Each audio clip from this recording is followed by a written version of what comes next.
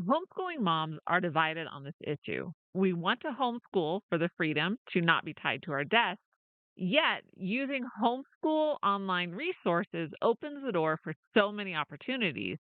So, what's a mom to do? There are pros and cons to homeschooling online, and there isn't a one size fits all approach to it. You know your kids, their personality, and what works and what doesn't. Hello, Rebel Moms. Welcome to the Life Unboxed podcast. I am Jodie, the mom, wife, homeschool mom of six, and successful mom entrepreneur. And I am bringing you information and inspiration on raising kids, running a business, and keeping your sanity. So, everything you need to work from home and homeschool confidently. You can find the episode show notes, tools to make your life a whole lot easier, and more information at lifeunboxed.blog. Now, here's the show. There are always benefits of hearing how other moms have done it in the past, the boundaries we have in place, and how to teach our kids to navigate this wild world of the internet.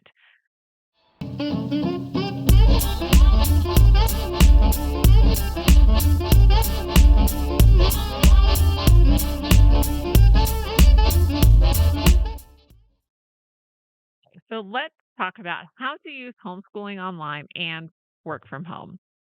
You don't need to be afraid of the internet. As a work from home mom, this is going to be your best friend. Yes, there are bad things on it, but there are more good things as well. There are so many free and paid educational resources right at your fingertips.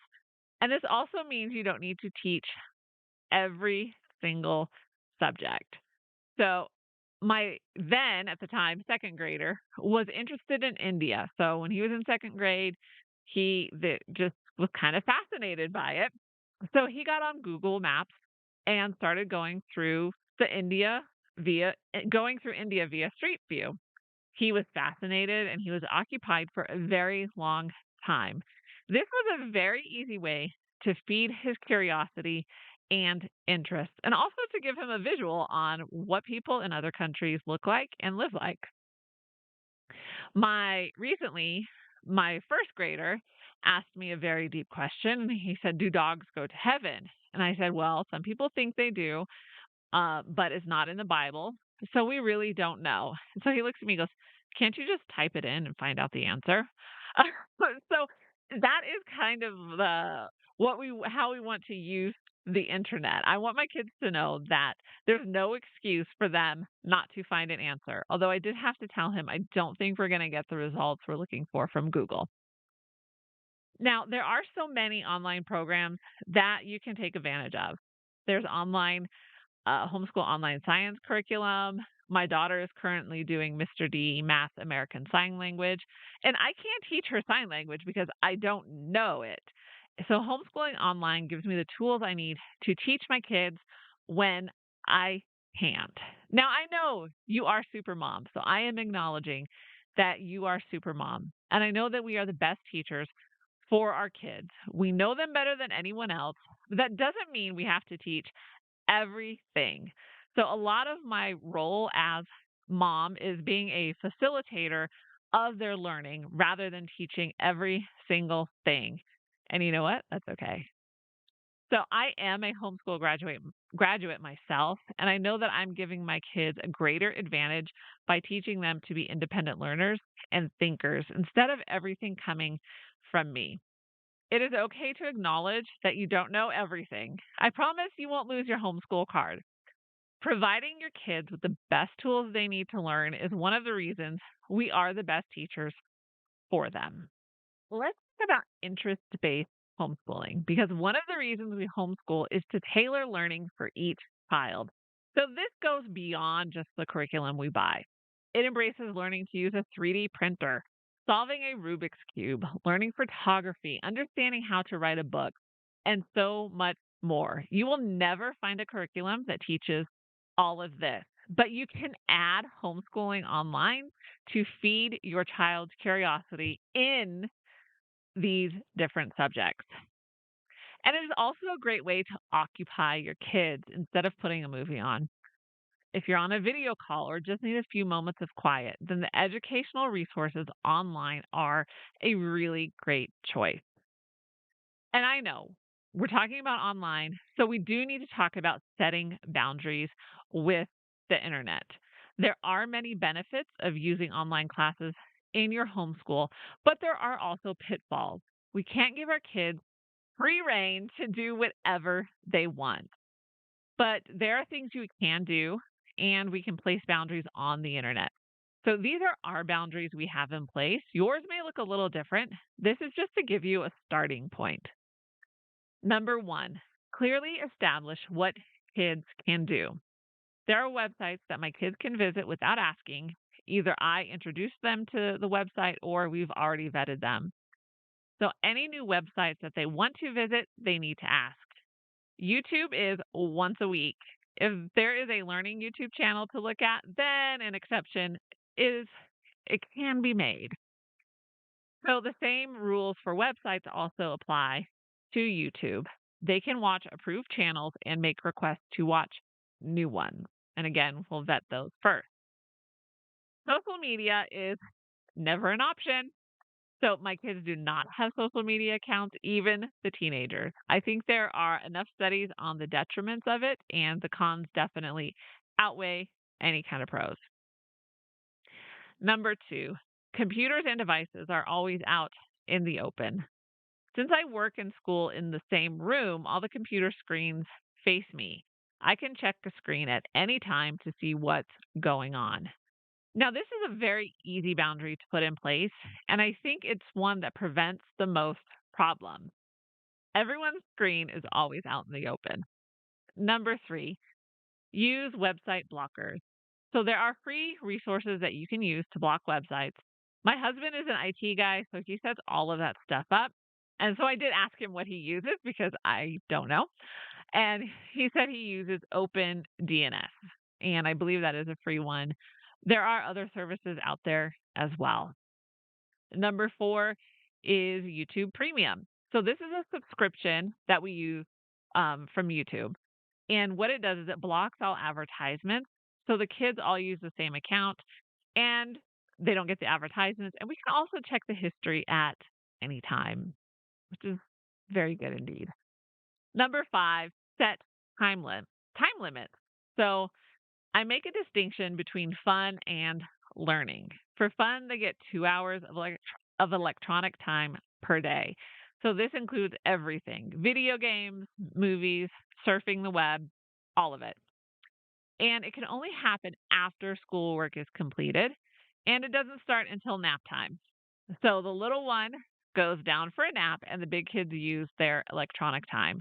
It really makes for a quiet house, and it's helpful for me to just have, like, for the most part, not all the time, it doesn't always work perfectly, but for the most part, I know that I'll have, like, this time window of kind peace and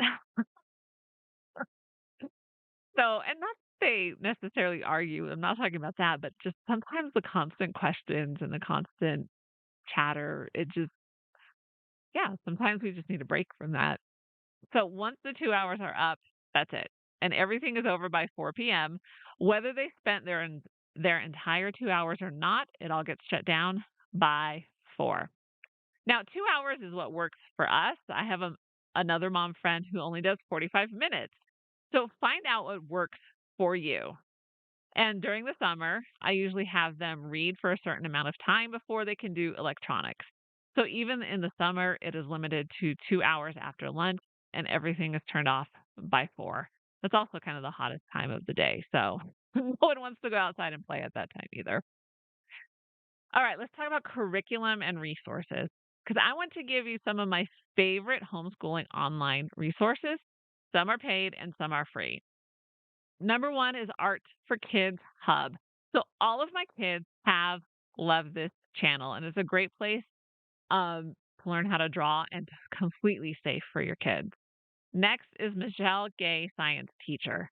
Now, before I keep going, I'm going to have all of these links in the description below. There's going to be so much more resources in the show notes, so be sure to check it out. So, number two, Michelle Gay, Science Teacher. So, this is a great channel for elementary science. A favorite video was applying the scientific method to chewing gum.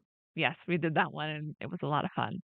Number 3 is the creative pen. So this is definitely for high school students, but if you have an aspiring writer, then listen to this podcast and it is on YouTube as well.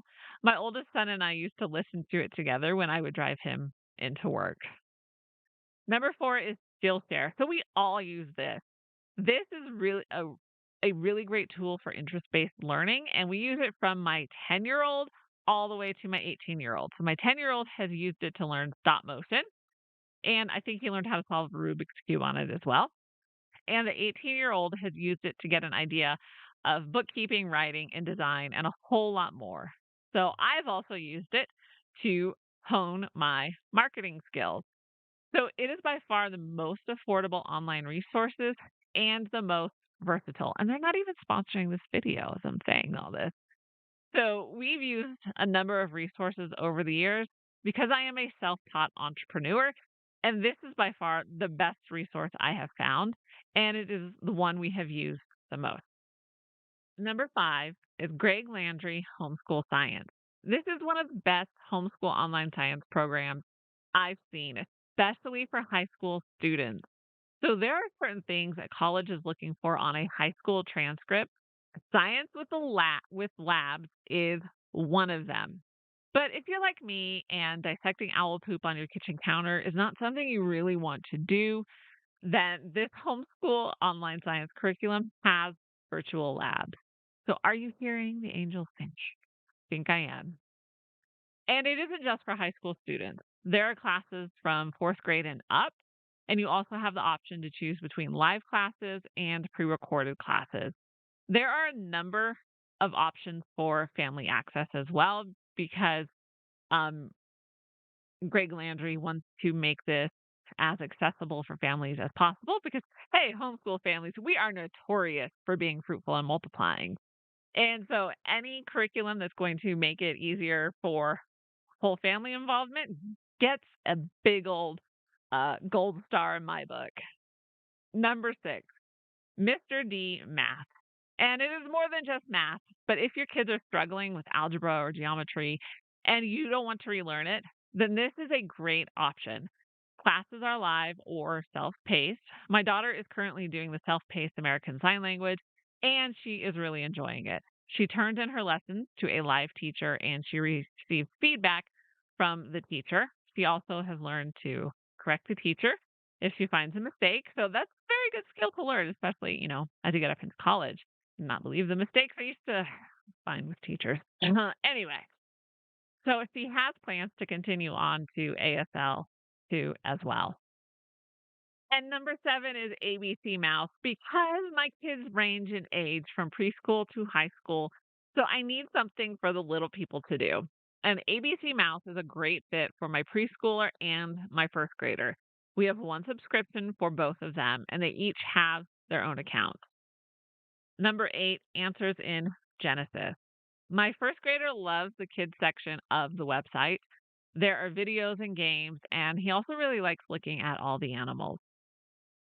Number 9 is Frankly Built, and this is a 3D printing YouTube channel. He shares how to make 3D prints.